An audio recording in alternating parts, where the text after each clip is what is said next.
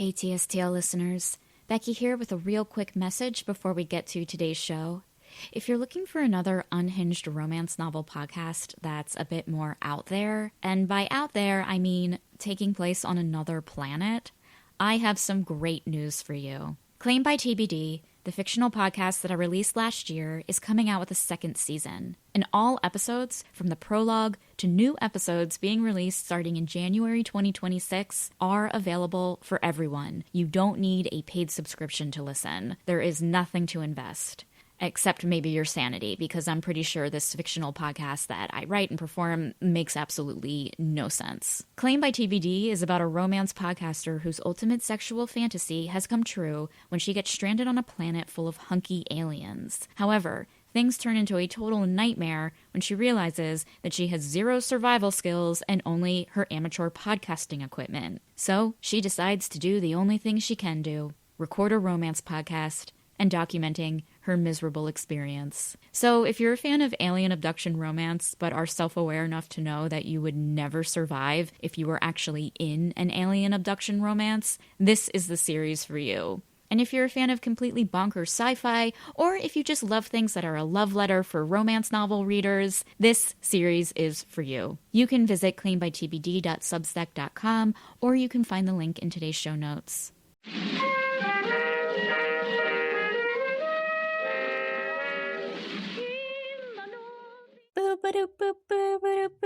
We interrupt your previously scheduled life because TSTL, the Too Stupid to Live podcast, just had to do an emergency TSTL with a little extra spice episode about the latest craze that is taking the world by storm, and that is heated rivalry. Hi, everyone, and welcome to Too Stupid to Live, a podcast about romance novels, $5 and under. I'm your host, Becky Feldman, and yes, this is a special bonus episode of TSTL with a little extra spice.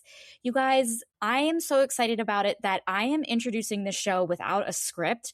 I know it seems like I talk extemporaneously whenever I introduce the show, but no, I do have like a little bit of an outline. I don't even have an outline right now. I am just introducing the show because that's how important and necessary this episode is.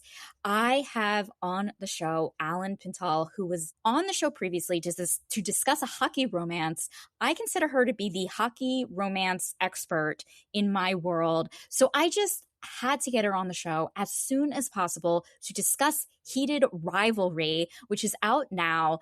We discussed both the TV show and the books. I will say there are spoilers galore. So if you don't care about spoilers and you've read the books, feel free to keep on listening. If you care about spoilers and you haven't read the books, I'd say maybe listen to this episode when the season's over or when you're done, because I would hate to spoil anything. But the book is just so good, and we had to bring up moments as we were talking about the first 4 episodes of Heated Rivalry. I also, because this was an emergency, I forgot to even write a synopsis of Heated Rivalry for our discussion, and I usually do a synopsis. But then I realized I was like taking notes when I was watching it the first and second time. And I am terrible at taking notes, first of all. But when I was looking at them, I'm like, oh, maybe these notes could form like a bit of a non-rhyming poem. And maybe I can use that as the synopsis right now. So let me just read you. These are my notes. This is all I wrote down. Breathing, bodies, sweat, bikes, adorable laughing scene. Butts. They hate each other, I love this. My pearls have been clutched. They love each other, but their love language is hating each other. I am so happy this is a TV show. So I'm just going to say that's the synopsis for Heated Rivalry. And now, please enjoy this episode of TSTL with a little extra spice, a discussion on Heated Rivalry. Oh my God, Allyn, welcome back to this podcast, Too Stupid to Live. This was like 911 emergency podcast. Thank you for being here. Of course. Honestly, I was happy to get the call. Hockey bat signal, hockey romance bat signal. This guy, because I've been like weirdly out of the like book talk game in a minute. So I honestly like heard whispers about this series. So when you reached out, I was like, okay, I should dive into it. And now I'm like, I'm in the damn deep end. I'm all in it.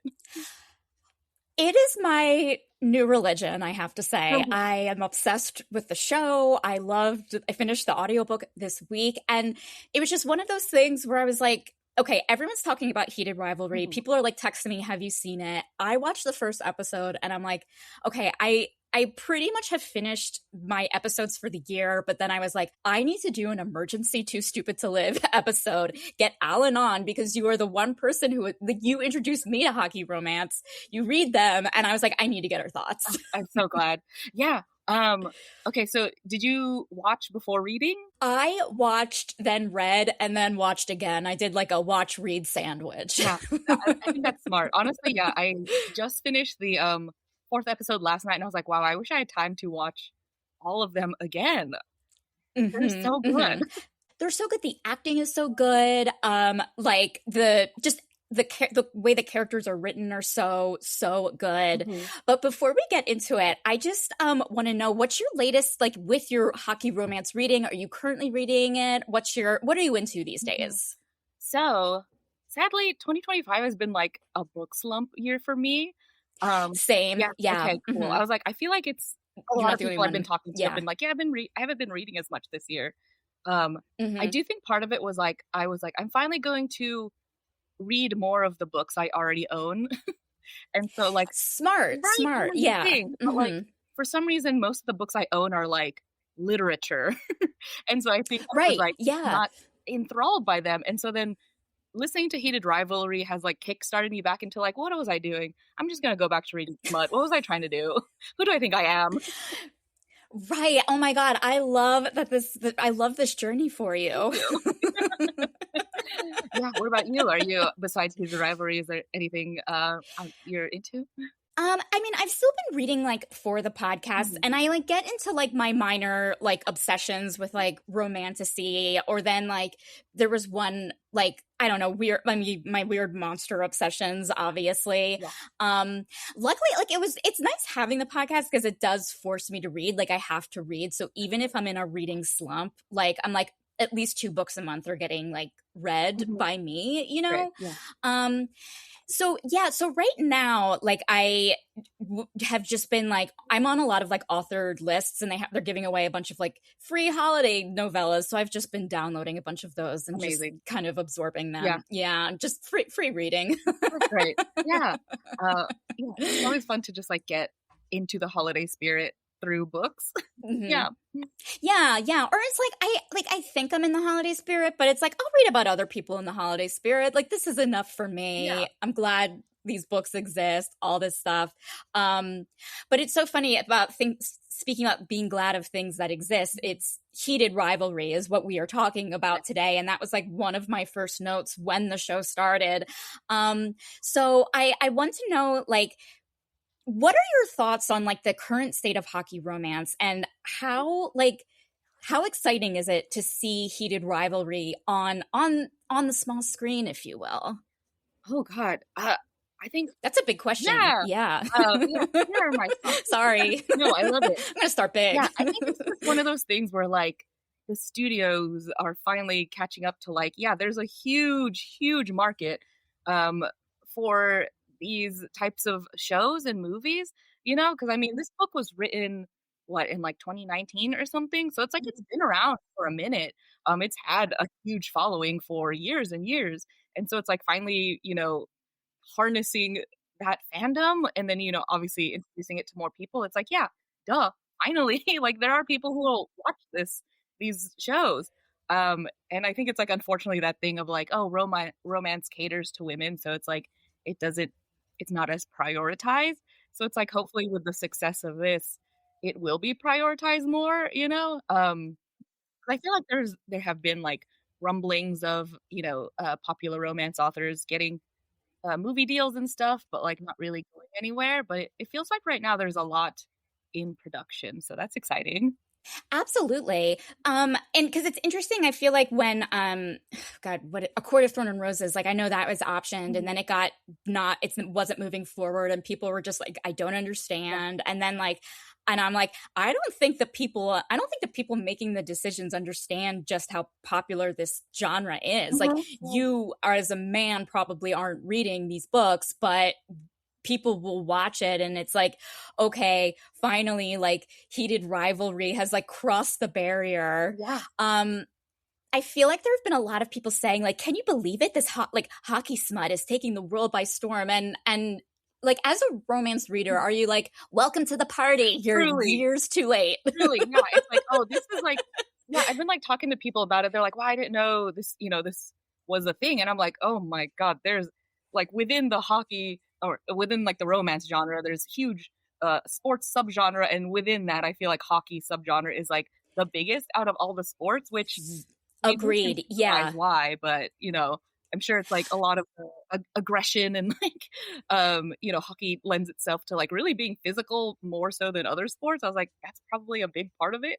I think so too. Cause like, again, I could be wrong. Again, I don't know. I was listening to our episode and you're talking about how you never watch hockey. I never watch it. Don't know the game. But it seems like that's a game where fighting is kind of encouraged more so, I think, than in other sports. Yeah. So that's probably why there's an element of hockey that just like the stakes are raised, Totally. Yeah. Yeah. Like, it's definitely part of the culture to literally fight your opponents. Yes. Yeah. You have to. Mm-hmm. And I think like it also kind of like lends itself to like what I think is making this show so popular is that people love like their enemies to lovers kind of trope, or enemies and lovers kind of trope. Yeah. But for this, this is like our version of like star-crossed lovers, but it's not like a mafia romance. Like, there isn't two like elf kingdoms at war. You know what I mean? Like, this is just, the stakes are still high, but it's still so joyful because it's a sport. Yeah. Where it is like, you understand, like, oh, of course there's a huge rivalry that probably goes back generations or whatever. So that's why they can't, there's like that element to it. As well as, just like the secrecy of having to be a gay hockey player in a major league. Yeah. It seems like the way, and I felt this way with the book that we read, The Penalty Box, earlier, like being a hockey star seems like the best life, because it feels like sometimes you play a game, you have a nice house and you like win awards all the time. Yeah. Right? Yeah. I was like gonna comment on what their schedule is, but I don't know what it is. It's just like, I don't know. I maybe should have done the research of like how long their season is, but it's like, you play the game you've been playing your entire life, you make a bunch of money, and I don't know, you retire by your time you're 30, which is wild. So wild. And it's like something like with these, especially seeing these two characters, is like how young they are, and they're like making like financial investments, and I'm like, that's nuts. I know. You guys are nuts. Buying up an entire apartment or 2 apartments just for privacy. Yes. Yeah. And I'm like, again, like, I feel like it's kind of like that. It has like a billionaire kind of thing of like, oh, don't worry, I can buy our way out of any inconvenience. So our love can flourish. And it's like, God, I want to be, if all I have to do is know hockey and know how to play it, and then my life would be. I think that's also like another element to this, like, because like billionaire romances are also a huge subgenre. So like there's definitely that element to this, because of course they're the star athletes, so they're making a bunch of money, as well as enemies to lovers, as well as we have to keep this a secret.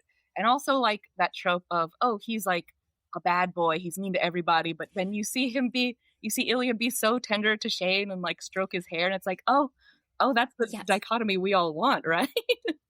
Absolutely. And I think like part of their performances kind of add to like this, like when you read it, like we know, we're romance readers, we know that they're in love with each other and how it's going to end.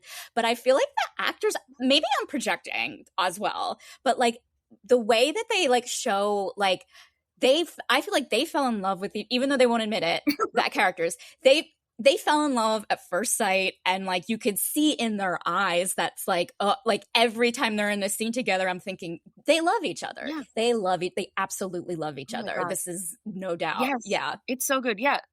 Like you mentioned, the eye contact, like there's little scenes where it's like just the way they're looking at each other, or like their reactions to each other are just like, because sometimes you think, oh, when a book gets adapted, you obviously lose all of the inner monologue, so it's hard to see what they're feeling. But I was like, these two actors are doing what's, what would be their inner monologue, but it's all just being projected through Yes. their eyes. And it's like, wow, this is so good. It's so good. Yes. Yes, you are so right. And like I like that's why like cuz for the longest time I was like if I were to like if I wanted to like immerse myself in a romance story, I always like my preference would always be reading over a movie where you have to like cut everything down. And I'm like curious, like, do you think maybe because like, okay, we have a TV show, it's kind of serialized, it's spread out, like, is this lending itself for these more like private moments to be with the actors, because there is a lot of like non-dialogue of Mhm. them either texting or just thinking, and we're just like fascinated. Yeah. Yeah. And I feel like I love that they do that because I feel like, so much media is just like kind of handing you exposition on a platter. But this is like you kind of just like get everything through their performances and not really having to be Yes. handed, specifically, explicitly told like what they're feeling or what they're thinking. Yeah, absolutely. And I think it's like one of those things where it's like, again, you know that you can tell what the inner monologue is, Mhm. and you're just like with them. And it's like, you don't, yeah, like you said, it doesn't need to be like given to you on a plate of like, he's feeling sad because he doesn't have his boyfriend, or like whatever. Exactly. It's like, we Yeah. don't. Yeah. Like, um, we could get into spoilers of the show, Let's do it. right? Because like we both finished the book. I'm Mhm. so excited to see, and so I think we have to spoil. So Okay. I can put in the intro that we are spoiling it. Okay, Read the great. book, Great, great, great. And you're whatever. caught up Yeah, on yeah. all 4 episodes that are currently out? Caught up on all 4 Okay, episodes. cool. Yeah. Yeah, Hmm. because like the moment that really sticks out to me that I think everybody's still thinking about that I had to watch a second time was the whole club scene to Yeah. all the things she said by tattoo, where it was like there was very little dialogue and like even just that moment of Yes. Ilya seeing Miles Rose's like co-star and him kind of like putting it Hmm. together like, oh, he's here, that means Hollander must be here, and then him looking around for him. I was like, Hmm. wow, all of that kind of like being said, because the first time I didn't catch like who that guy was, and I was like, oh, that's the co-star, so that's he's looking around for him because he knows he must be here. I was like, that was like just for them to just like let that play out was like, I was like, what a great decision.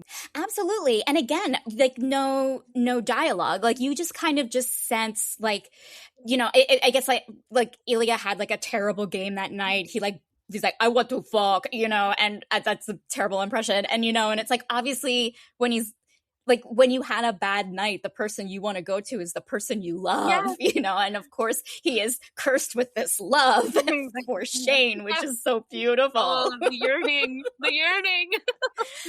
The yearning is insane. Uh-huh. And like this was a scene in the book, but I thought the TV show did it so much better when Ilya wins these, or like when his team wins the Stanley Cup for the first time, and Shane is watching like with his buddies on TV or something, and he's in the book. It kind of is just like, hey man, good for you, like good, or like he's thinking good for him. I know he wanted it. He's a good guy. Yeah. But the show itself, like, dude does this like zoom in close up into his eyes, and you're just like really seeing a guy who is just so happy for another person. Yes. And I'm like, that scene was amazing. Again, no dialogue. Right. It's just a shot. Yeah. Which is like, yeah, it's like amazing that I got that because it's like in the book, it's almost like over explained why he's happy for him. But it's like, yeah, we get it. We get it through just like the look in his eye. Exactly. Like we're not as like dumb as, I mean, maybe we are, but Yeah. we could be. We don't know. We don't know.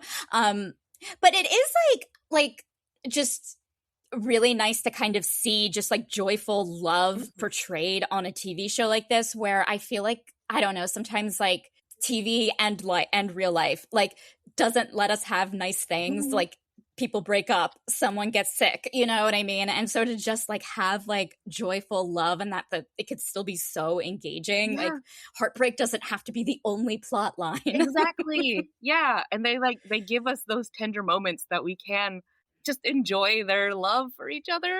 Yeah. Yeah. And it's like, I feel like the show has been doing a great job. Like, obviously, it's so very sexy. Like, the first episode, I was like, whoa. Then I was like, oh, yeah, it's HBO. Of course, they can show this much. But like, balancing it enough with, like, yeah, it's going to get hot and heavy and very sexy, but also very tender, lots of cuddling, lots of reassurances. Also, so much consent, which I was like, oh, thank God. All the check-ins. Thank Yes. you, Ilya. Thank you. The fact that he says, "Is this okay?" Like, it's Right. so beautiful. Yeah, multiple times. Yeah, and, like, just, like, checking in with each other, even as, like even, like, in their first sex scene, like, which I, like, still think about, like, they're like, it's very interesting the way it's done where it's, like I feel like in other, like other pieces of media, like, it's always, like, a bunch of, like, cuts in different positions or, Yeah. like, someone cuts to someone's face or just, like, their hand or something, but this is, like, you see in real time beginning to end of their first hookup, and Mhm. it's very sexy because obviously these are like two very good looking men, Yeah. but it's also like done in a way where it was just like, should we even be here? Like, do you know what Totally. I mean? Yeah. It's so intimate. Like, yeah, I guess that's like a Yeah. good point where it's like it's not that we're um um oh, what's the word? Like voyeuristically watch. I guess we are, but it's not like a show for us. Like this is a private moment between them that we get to watch. If that makes sense, right? Like not Yeah. for us. Yeah. 100%. Yeah, exactly. Like, I feel like maybe I could be wrong, but like when, especially in like kind of straight, like heterosexual love Mhm. scenes, like it is very titillating. And it is like the way it's shot is like, oh, this is supposed like to like not get you off like in the way a porn is, Yeah. but to titillate, you know. Mhm. And this, like, I don't think its aim wasn't to titillate. It was just to show two people coming together, and we're just like, babe, you're lucky you're in the room, TV Totally. viewer, you Yeah. know. Also, I was like, I had to Google it because I know they used an intimacy coordinator, and that person's name is Chala Hunter. I hope I'm just saying that right. So shout out to their intimacy coordinator because I was like, this is like a also a good example of why that role is so important because it's also like there's a lot of Yes, sex scenes, but they're also like different from each other, you know? 'Cause I think sometimes when movies rely on like there's gonna be a lot of sex in this, it is all kind of the same. But like the way this was shot was like way more dynamic and felt more fun. absolutely. Because like each sex scene that they do, like it's obviously moving the plot Mhm. forward, but they're also like in different states. Like sometimes they're mad, or sometimes they're like scared, or you know whatever, and just like kind of, or you know obviously they're so in love with each other and they can't admit it to themselves, and so it's like, well, how do we show this in a sex Mhm. scene? And it's just so well, it feels very well thought out as opposed to like, actors have a good time, let's just Exactly. roll. Yeah. Yeah. Or yeah. 100% agree. 100% agree. Also, I like read somewhere that the author of this book, the series, oh god, Rachel Reed, um, Rachel Reed, yeah, yeah. Mhm. like she's a bi woman who's married to a bi man, and she like ran the sex scenes by him to make sure they were accurate. So it's also like kudos to you Nice. for making sure you're doing your research. Absolutely, because like, yeah, again, like I sometimes feel and I hear the criticism of like when kind of we have a woman who is writing two gay men Mhm. and they're writing a romance between two gay men, but it clearly just for female straight female readers, Yeah, you know, and you're like, okay, like hang on a second, but like this felt very like, again, maybe like some of like the smaller non-romantic details aren't in there of just like them being really sweaty or something, you yeah, know, we don't need that, but we don't want yeah. that. But it does feel very true to life of just like bringing lube and like talking about like their bodies with each other Mhm. and like how he used a dildo, you know what I mean? Yeah, Like it is very like, yeah. totally. Yes, yes, yes, yes. Mhm. So what is your impression of the actor and the way he's portrayed, and maybe even also in the book, of the character of Shane Hollander? Because I'm like, I love this character Mhm. so much. He is a literary hero. Mhm. I love him. He was like like such a sweetheart in the book that I'm like I'm so Yes. glad they found someone who can like portray that. Also, honestly, I was like so happy that they kept him Wasian because like Yeah. adaptations will completely just whitewash a character. So I was like, thank God Of they kept course. his ethnicity the same because representation everywhere. I was Mhm. like, yeah, he's just such a sweetheart, and like for him to Yes. be able to like play like kind of that like awkward, closeted, trying to figure things out, but then also kind of be uh, so confident when he's the hockey player. Hollander. So Yeah. I was like, oh, Mm-hmm. that's not easy, and he's doing it well. No, it is not. Because, like, yeah, because I feel like he lives his life on a pedestal. Like, he Mhm. can't even go to a store without someone, like, buying him a free drink, Right. whatever, or, whatever. But then when he's, like, with Elia, he's like, oh, I don't know what I'm doing. But, like, it's not like, but he still is just like, that's fucking hot. Mhm. Like, I am so turned on Yes. right now. And it's like, oh, like, it's really fascinating to kind of see, especially like in the book it would be like different sections of a chapter, but Mhm. here it's just scene where Yeah. he's like kind of going through these like rapid changes, Yeah. Yeah. I think that was also like, because like, yeah, listening to the book was like kind of hard because like each new section would just be like the date, and it was hard to keep track of like Mm-hmm. how much time has passed. So I do like appreciate in the Yes. show how it will be more like this many months later or something, just to kind of like feel Yes, that it is time so better. helpful. Yeah, because I feel like with a lot of romances that I've read, like usually like there's they have a sweeping almost decade long kind of love affair, but the way it reads, it feels like they fell in love in 2 weeks, or not 2 weeks, but like in other books it's usually a couple of months Yeah. the story takes place within, and this is just like, no, we are watching two athletes at the peak of their career, but we don't care about their career. We just care about their love Exactly. life. Yeah. Yeah. Mhm. I know. It's like a sports documentary, or like a sports biography without the sports, which is Totally. great. Yeah. I think they do well with like showing just enough hockey to like remind you like, oh yeah, there's hockey in this. But like we don't have to see Yes.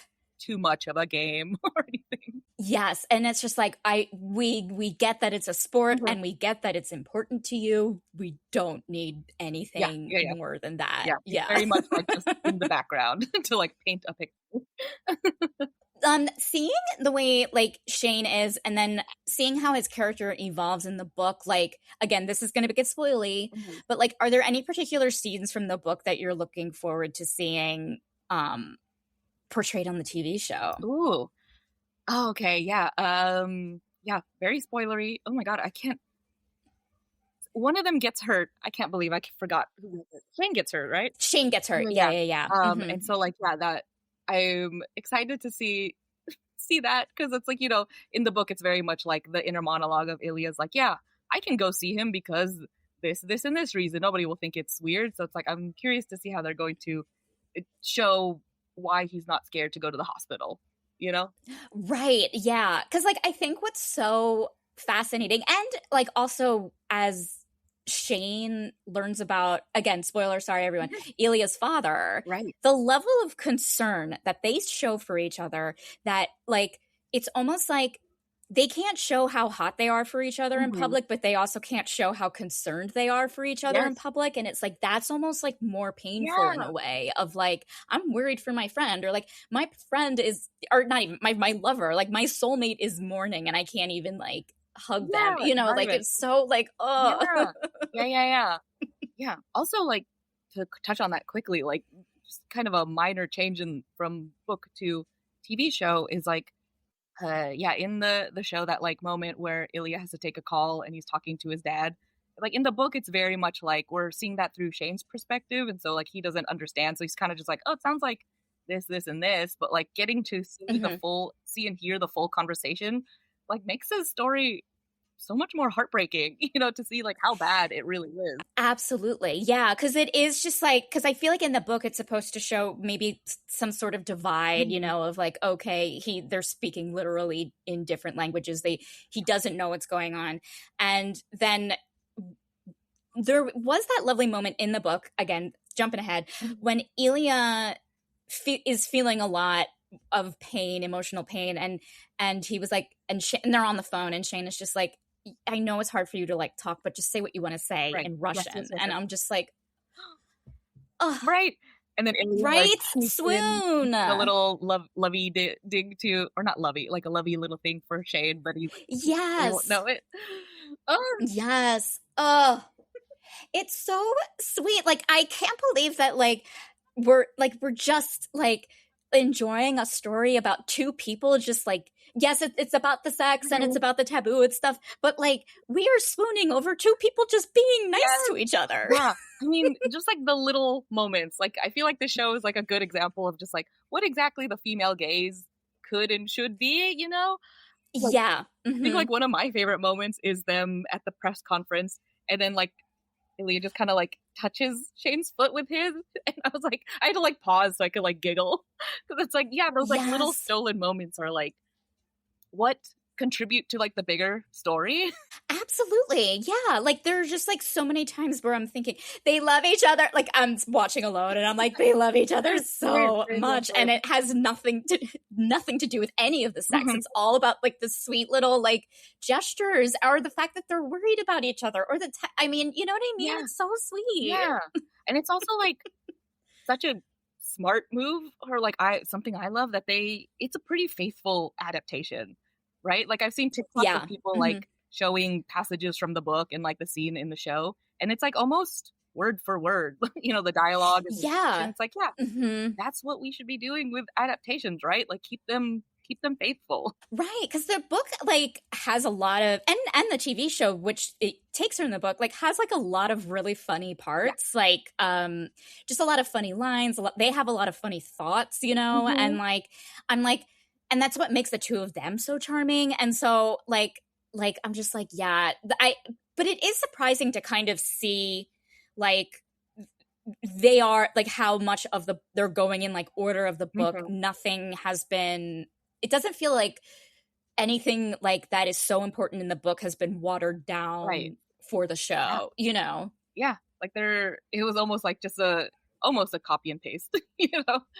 It kind of feels that way. Yeah. And they're just like, how do we just like add it? Like, this is like good as it is. And it's like also like, maybe as a romance reader kind of, and as like someone who like wants to like pursue a career in the entertainment industry, it is kind of like refreshing to be like, oh, we don't need some guy coming in being like, let me save the cat on this. You know what I mean? Like, it's just like, it's fun. Yeah. And also like that the author also worked on the script. Yeah, of course, she knows this story inside and out. Get her in there. Yes. And that's like another thing. It's like when I interview authors and like, I feel like they know about story structure like just as well as any TV writer, you know, like just the way, like, I feel like we, like when they talk and they're talking about their process, and it's like, this sounds like writing a pilot or something. Like, it's like, oh, we're all on the same page here. Like, yeah, totally. Yeah. Like, yeah, exactly. Story structure is going to be the same, just, you know, slightly different if you're doing a book or a TV show or whatever, but it's like, yeah, exactly. It's all in the details. Yeah. Okay, we got to talk about Ilya Rozanov, our lovely Russian. Yeah. It's so funny because when the show started, again, I thought of our book that we reviewed, and also I was like, are there? Yeah, exactly. It's like, is like, I imagine that there's a lot of like characters from Russia in hockey romance. So far, yes. I feel like every single hockey romance series I've read, there's always. Yeah, there's gonna be a big Russian guy. Yeah, and I like it. You know, like I really like I love a grumpy Russian. It's like, I'm sorry, it sounds like a drink. Yeah, stereotype, but it's like, oh, it's good. Yeah, I kind of like it, and I know it's such a stereotype, but like the way he does his character, like I love the way that actor delivers every single line of just like, shut your stupid face. Like I'm just like, I am here for it. Like I love his delivery. It's like something I want to incorporate into my vernacular is just that, like, tell people. Yes. That was great. Yes. Yeah. What do you think about like the actor's portrayal of him? Amazing. It's truly just like, I feel like I keep saying it over and over. It's like, I feel like they found like the perfect Ilya and Shane. Yeah, because like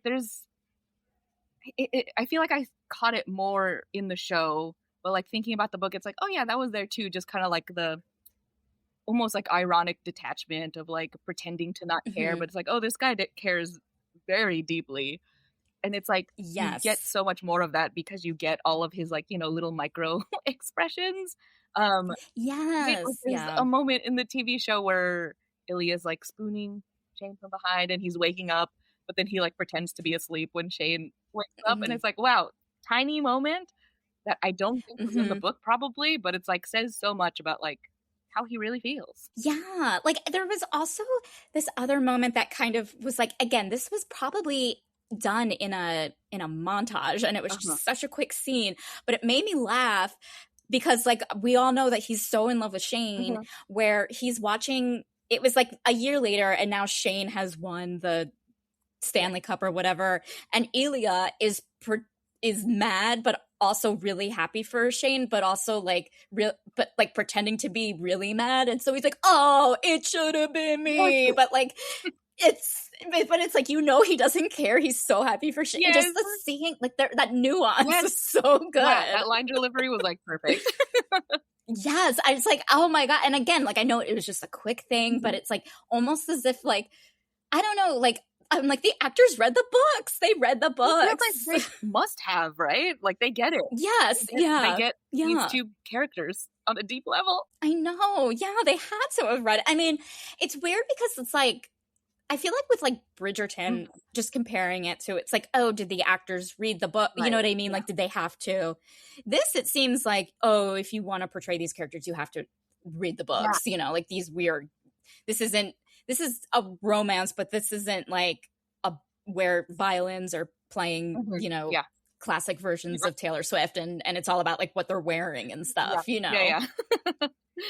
uh, though, like, yeah, small note on like costuming is great. Because yeah, that club scene that broke all of our hearts. It's like it's very funny to like remember that was 2016. So it's like thinking of Yes. what Ilya's wearing. It's like, yeah, that is very. It's like in its own way a little period piece, but it's like It no. is. Yeah. Um, yeah. I don't know. I don't know where I was going. That I think I just want to keep talking about. You're so right, because like I feel like there's those scenes where like they have a moment where the dad's like, "What's YouTube?" or he has like Right. a BlackBerry, Yeah. and like again, it's so stupid, but it's like because like I feel like if I were a lot older, I'd be like, "This is takes place nowadays," Yeah. but like looking at it, I'm like, "Well, this is a historical like a It really historical is. depiction of 2008." Yeah, Like, it is. Yeah, even just like the small thing of like, yeah, nobody has their just phones out recording all the time because it's like, yeah, that's what would happen yes. now. But back then, it's like it was like right before smartphones were freaking everywhere. Yes. And you know what I just realized is like they sexed a lot in the book Mm-hmm. and in the show. And like, I feel like, I wonder if like sexting was new at the time and like what that was like. Do you know what I mean? Like, Yeah. of just like, because like, I feel like so many people are like, they start sexting because they know everyone is doing it Mhm. versus being the first one to do it. Like, I don't know. Yeah, It's just yeah, yeah. interesting. Yeah, that's a good point. I know. Yeah, I don't think they ever like FaceTime, or at least not yet, right? Not yet. No, but they do in the book. Don't they FaceTime? Mm. Yes. At some point. Or Shane like wants to Okay. FaceTime. 'Cause I know Yeah. I'm like listening to the first book now, and there's a lot of Skype, which is also very funny to think. Yes. They're not saying that's another thing. They're saying Skype and like FaceTime and not Zoom, which is so like, well, if we want to be accurate to 2015 Yeah, or yeah. whatever, It's Skype. let's be accurate. It's Skype. Yeah. Yeah. Also love Ilya's accent. I've like watched TikToks of people saying that he's like his Russian is on point, and I was like, I think that's Yes. obviously it's like so integral to the character. So like, props to the actor for really doing his homework. Yes, he sounds so like, and he just delivers. He honestly like delivers the way, like hearing the way the narrator delivered it in the audiobook, like it is very like similar. You know what I mean? Like Yeah. it does feel very like curated, like the accent and like the delivery of just like I'm so over it, but I'm really not, but I am, and Yeah. like Yes. I know. Also, like, yeah, quick shout out to the audiobook narrator because he was like putting in work doing a Russian accent and then also like a non-Russian yes. accent.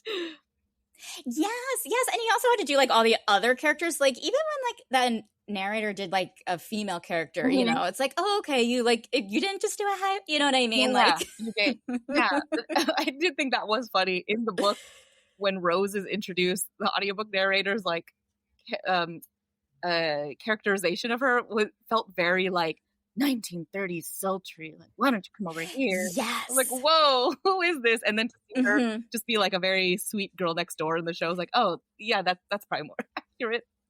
Yes, absolutely. You're so right, because like in the way that she is portrayed, it's like, oh, okay, like she probably like, you know, like is like has all this makeup on and fancy clothes, and then you meet her and she's just like eating fries, Yeah. you know, and it's like, oh, I was not picturing that. Yeah. Which is like, yeah, that's how much the voice really paints a picture for you.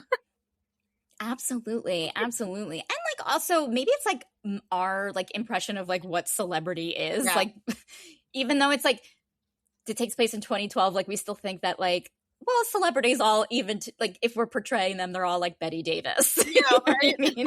They have like, that accent.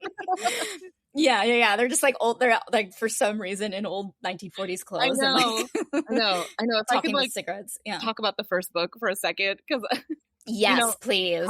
props to the audio narrator, because it's the same one for both, because it's hard to do all those characters, but there are a couple that are drive me crazy in a good way. Like the coach is so like gruff and cartoony, like everybody get on the ice. It's like, who is this? And then Kip's accent is like so cartoony Brooklyn. I was like, okay, that's fun. I know it is fun. And then I'm like, okay, in the show, there's like almost no New York accent. No, he is such like a and I really liked that episode as well of Kip and was it Scott Hunter? Yeah. Hunter, yeah.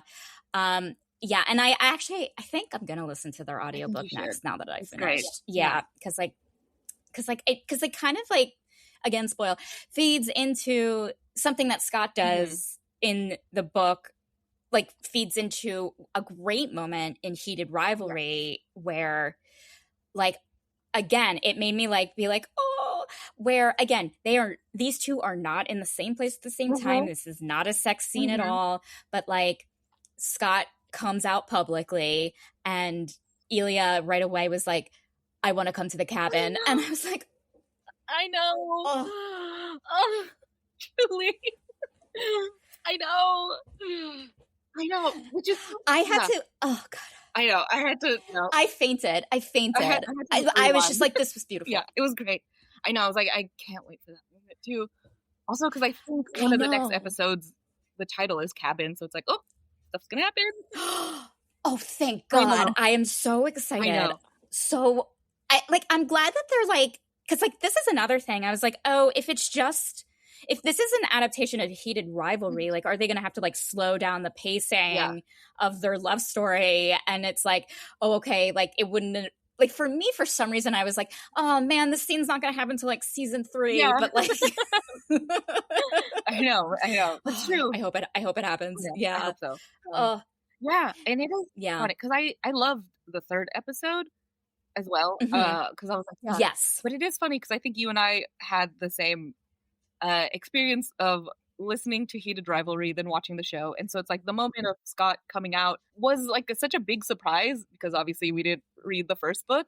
So I was almost like, I understand why they're setting up Kip and Shane or Kip and Scott in Heated Rivalry now so that we know it's coming. But it also feels, I'm sorry, like a little bit of a disservice to that story to kind of just like shove it in there instead of giving it its own 6-episode arc. Because like, they are condensing that story down so much just so we yeah, like it felt like that episode just was the entirety of the book. But I'm assuming that like, well, you didn't finish reading the I'll read it. I'll read the first book and then I'll have a clear end to the sentence. But I think you're right, like, because like I feel like again in something like another TV show, like you would have like your A plot line and then your B plot line, and that's where like kind of the Kip and Hunter plot line would be. But you don't even think Hunter's gay until, you know,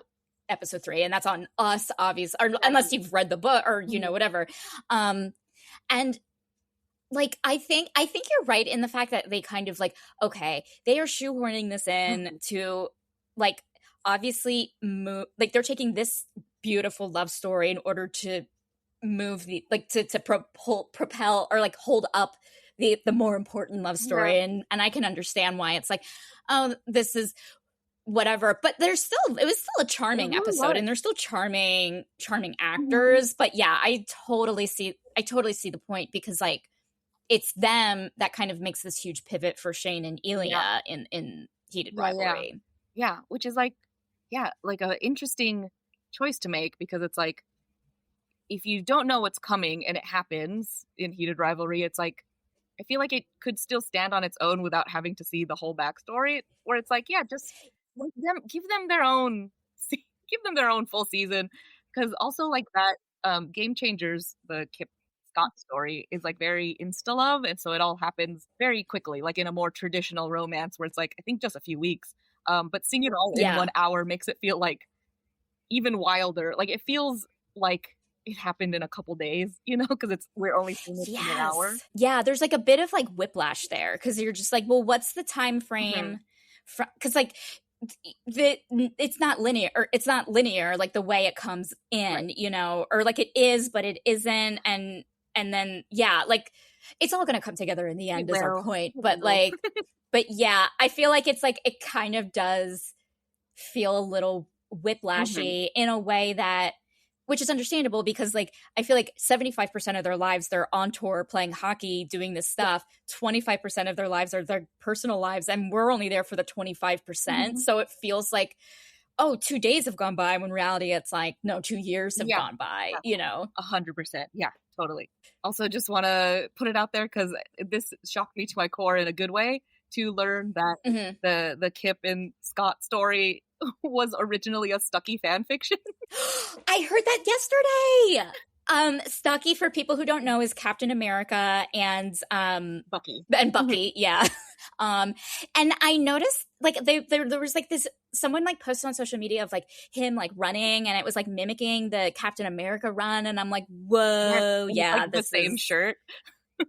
Yes, like, and like this, props to the director and the costume department for like being open to keeping those parallels, because obviously the Game Changers book is so different from her original fan fiction. It is so much fun to kind of see things like not, I mean, this is the terrible example, but it's the only thing I can think of right now, but like with 50 Shades of Grey, how it used to be Twilight fan fiction, or like some like, or the Hating Game, how that was like Star Wars fan fiction, and it's like it's like so different now, but it's like it just goes to show you how the importance of fan fiction in culture. It's helping to evolve our own culture, our own stories. I know, like, I don't know, I love hearing when a show or a story was originally a fan fiction, because I'm like, yes, good.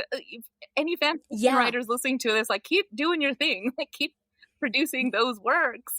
Absolutely, because like it's like, I have this theory, and I could be wrong, that like in a way, couldn't like everything essentially be fan fiction? Like if we were to like if anyone writes something new and it's like an idea within a certain genre, like it could like, I don't know, like it could be like, oh, well, this is a little, clearly you're inspired. Yeah, this could be fan fiction. Like 100%. Yeah, everything is actually Twilight fan fiction. Yes, I mean, that's at the end of the day, it all goes back to Twilight. It all goes back to Twilight. Yeah, like Twilight's the Bible of everything Twilight. Yeah, everything. It's the Aristotelian story structure is Twilight. Yeah. It all go back. There is a moment that I'm really looking forward to in this series, is when, okay, the moment, spoiler alert, they get caught in the cabin by Shane's father. Yes. And absolutely heart-wrenching.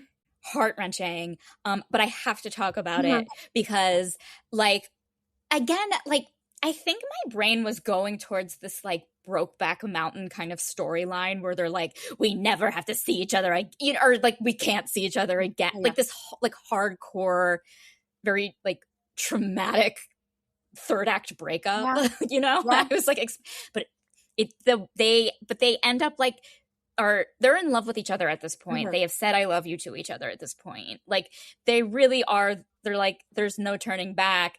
And kind of the way they have to like get out of this hole is to come out to Shane's parents.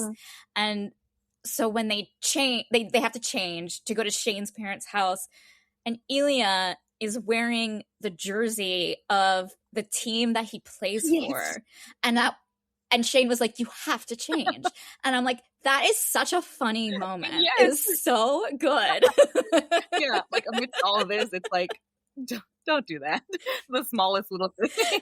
I hope that that's a moment that they include, because you like, I don't, because like Elia like is known obviously in his world for being like, he's a shit talker, but this is the one moment when he puts on the jersey. It was just like, oh, this is just here. I'm just going to put it on so I can be ready to go come out to my boyfriend's parents. And it's like, don't wear that. Like, it was such a beautiful moment. Right? I loved it. Yeah. Also just like an expertly inserted just like comedic relief moment in like the midst of like heavy drama.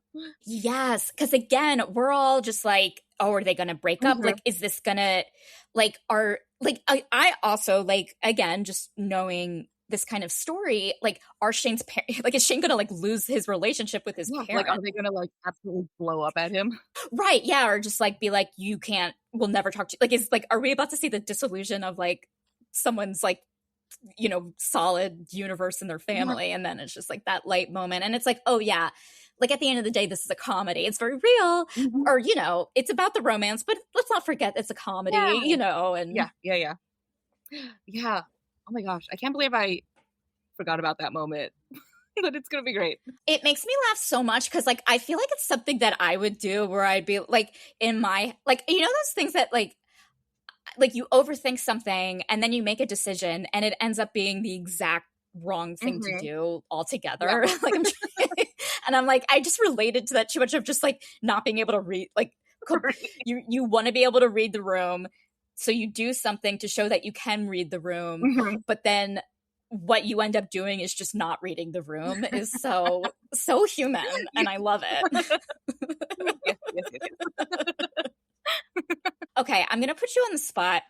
For people who are loving Heated Rivalry, do you have any recommendations for romance novels that you have read that kind of can give people like the same kind of warm and fuzzy feeling? Ooh.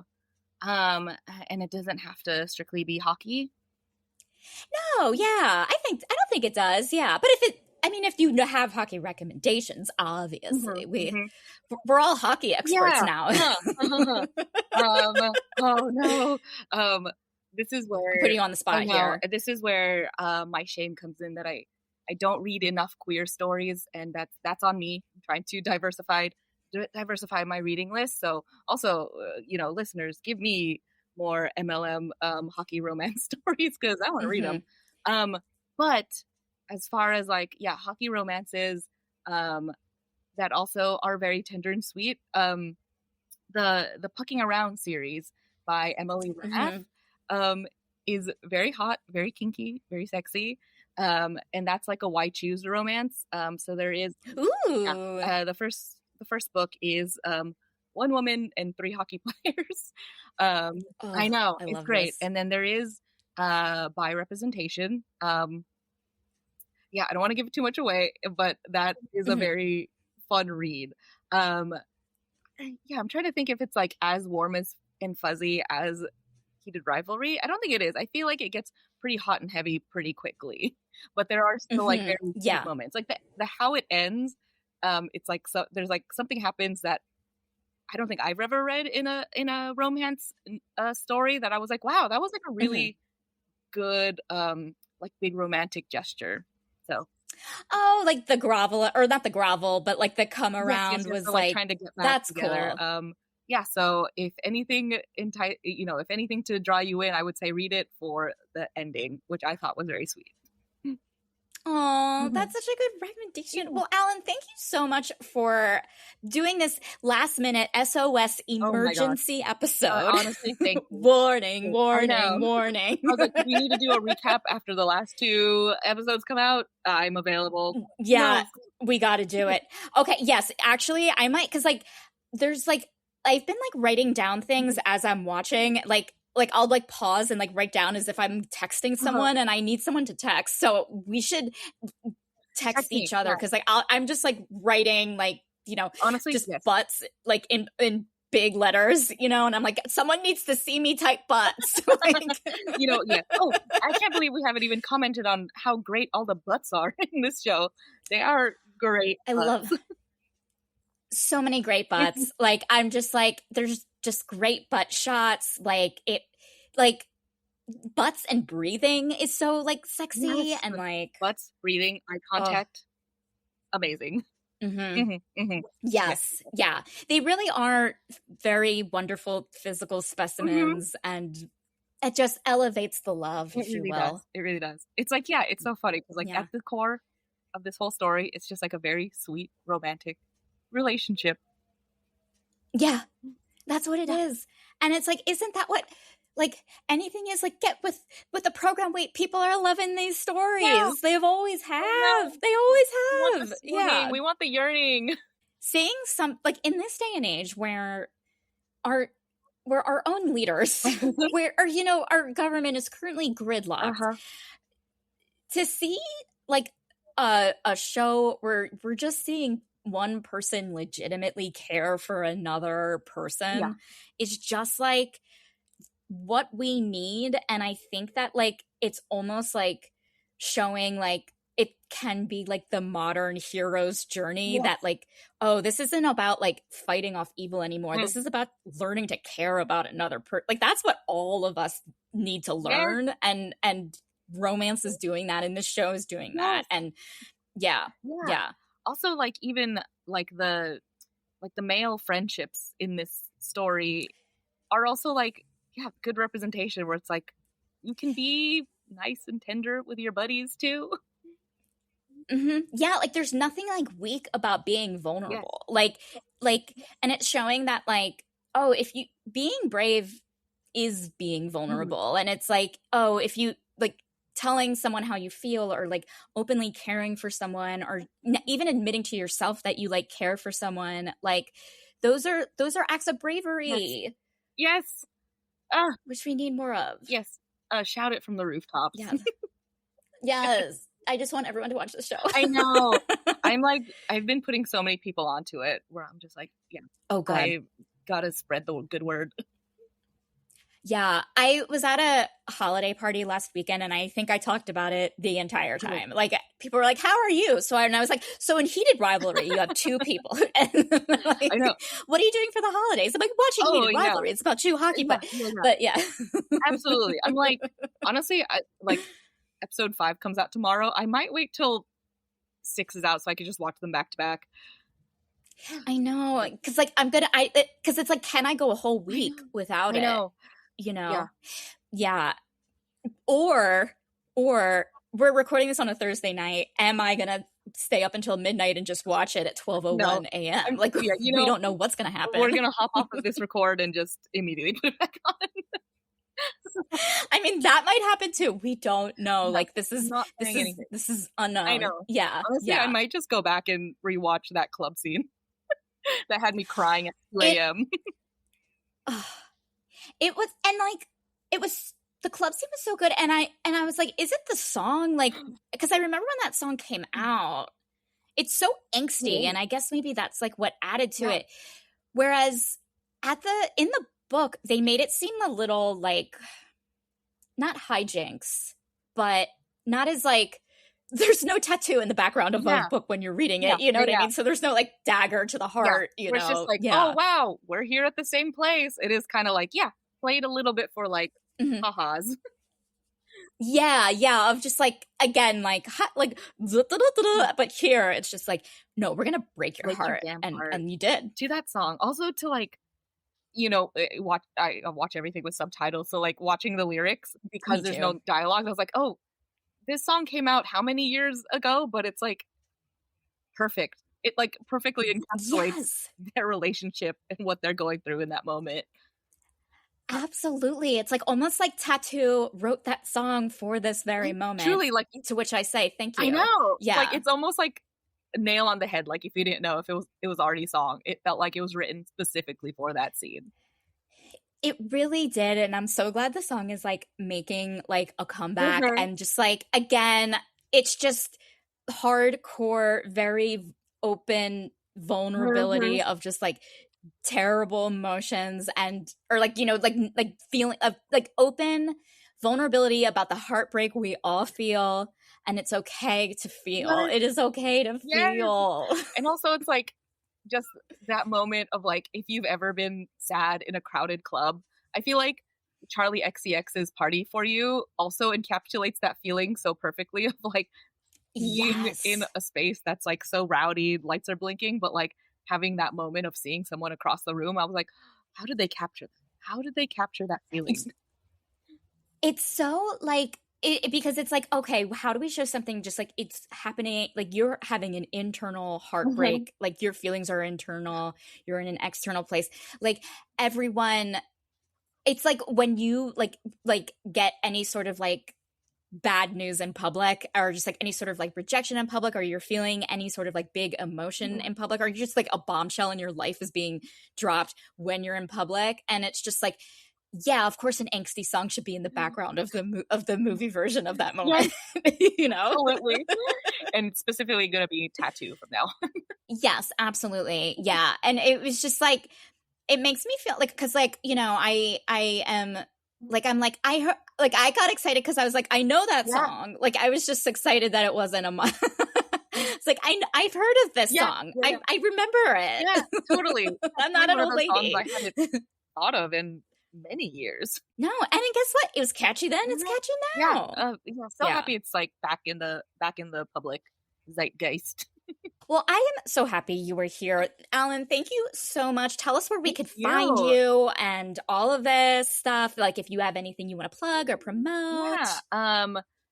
Mainly most active on Instagram. You can find me at Hey Allyn, HEYALLYN. I post about live comedy shows I do around Los Angeles if you're in the area. Sometimes they're live streamed too. You can also find me on TikTok, same username. I haven't posted in a while, but you can go back and watch all my earnest attempts at trying to do book reviews on there. I love it. I love it. Yes. No, this is, you did hard work then. It should be celebrated. Thank you so much. All for the rest of the TikToksy in life. Thank you. Yes. Well, thank you, Allyn. Truly an honor. Yeah. I am so happy to be the resident hockey romance expert here. I hope you all enjoyed this episode of TSTL with a little extra spice. Thank you so much for listening, and I hope you have a vulnerably brave rest of your day. 'Cause I just can't make my eyes behave.